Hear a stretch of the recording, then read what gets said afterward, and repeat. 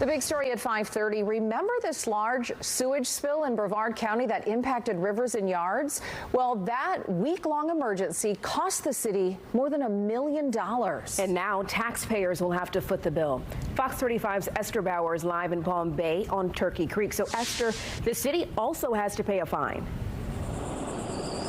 Marlisa, they will, but the DEP has not set that amount just yet. That's on top of more than $1 million the city had to spend during this massive sewage spill that impacted Turkey Creek behind me. Taxpayers are not happy with that price tag, and they're asking what's being done to prevent another problem.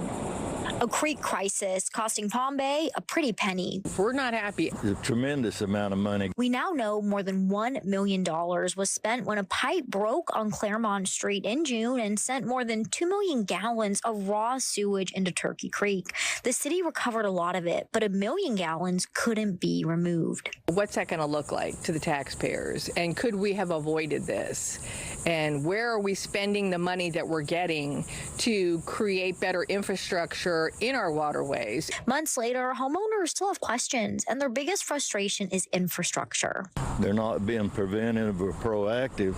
They're waiting until you have a busted pipe, some problem, then they go in and fix it at an expensive cost. The city says it's trying to prevent future spills by installing new technology, expanding its supply of spare parts, and working with other cities for mutual aid. Florida's Department of Environmental Protection also plans to issue a fine for the massive spill, anywhere from $15,000 up to $40,000.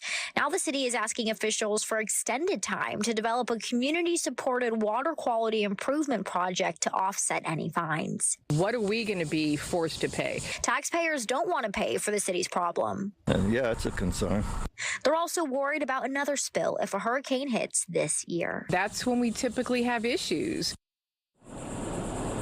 And we did just get a new statement from the city within the last few minutes, so I'm going to read part of that to you right now. The city tells us moving forward, the city is committed to strengthening its infrastructure resilience through expanded inspection programs, investment in new technologies, stronger regional partnerships, and an emergency contract for large-scale repairs. We are equally committed to ensuring that communications during future events are as broad, timely, and inclusive as possible. If you have thoughts on this issue, you can attend tomorrow's city council meeting because this will be discussed. Reporting live in Palm Bay, Esther Bauer, Fox 35 News.